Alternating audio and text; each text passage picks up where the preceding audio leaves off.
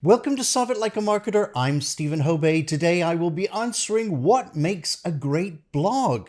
If you like this video, please subscribe and don't go away.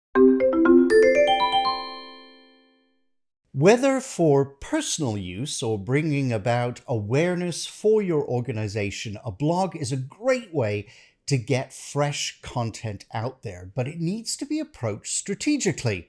Don't just jump in, but give it some thought so that you can kick off with a bang. Please make sure you stick around to the end of this video because I will be providing some helpful resources to get you started. So as I mentioned, it's important to have a strategy, and here are some initial thoughts you should consider. Is your content relevant to the reader? How will it engage the reader? How does your blog reflect either you personally or your organization? Will your blog show a fresh perspective on a topic? Now, these are just some initial questions you can ask yourself while you are in the thinking phase of developing your new blog. Now let's look at the bigger picture stuff. First up, it's about time. So it's important that you map out your time commitment. How much time are you willing to spend each week developing your blog content? This will also determine how frequently you're willing to post. Posting frequency. So along those lines, once you've figured out your time commitment, determine frequency. And this is a tricky balance. You don't want to set goals that are not attainable, but plan within your means. So if you think you can generate content and publish once a week, great. But you have to be willing to keep that up.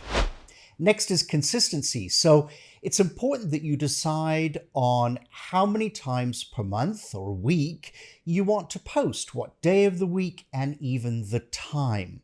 So consistency is key, and this is how you build a following. If your posts are sporadic, say 2 in 1 week and then nothing for a month, your readers don't know what to expect.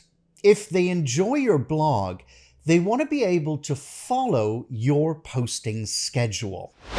What are you offering to readers? So it's also crucial to think about what topics or themes you're offering your readership.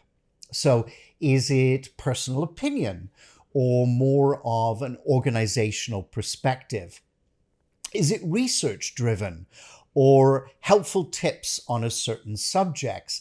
This angle to your writing also needs to be consistent in tone and content. So for instance, it's not great if your first blog is about tips on marketing and then the next post is about how to fix your car on a budget.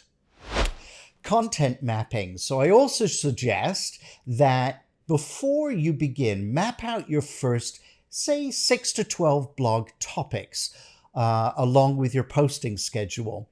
This will get you thinking about what's possible.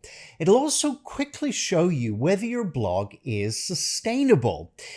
If you've chosen to write about your cats, for instance, do you have enough topic ideas to keep that up? Remember, it's not just about what interests you, but your reader.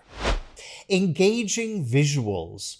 So once you've done your preliminary thinking, it's time to turn to visuals.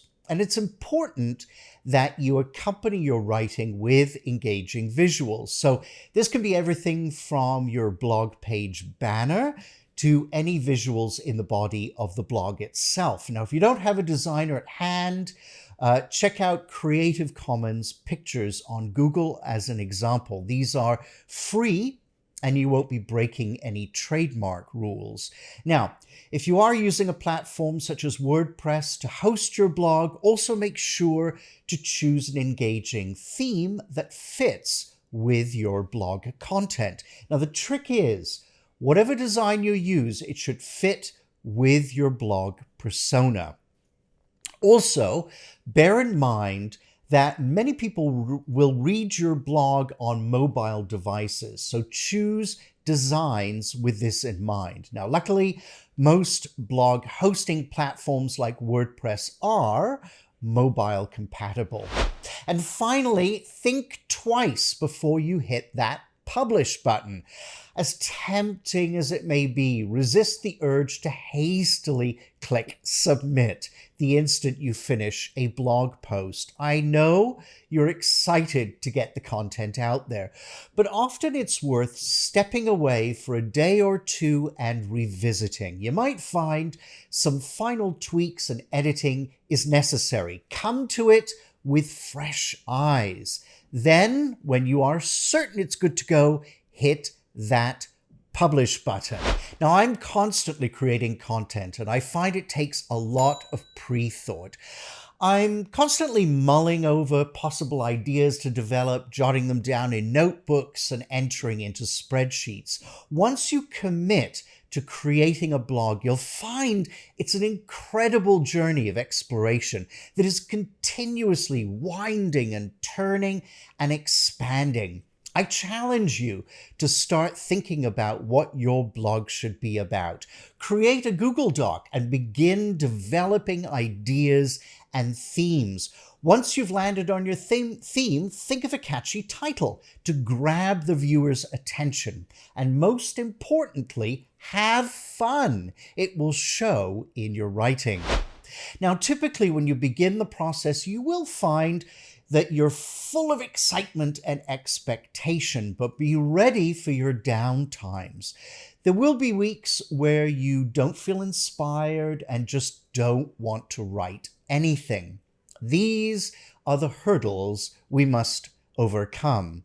I experience this all the time, but I find I just need to power through. If you plan ahead, it will make these obstacles easier to overcome. And trust me, when you're not feeling in the mood, if you push yourself, you'll find you can reignite that enthusiasm. And once you hit that publish button again, all the feelings of accomplishment will come flooding back.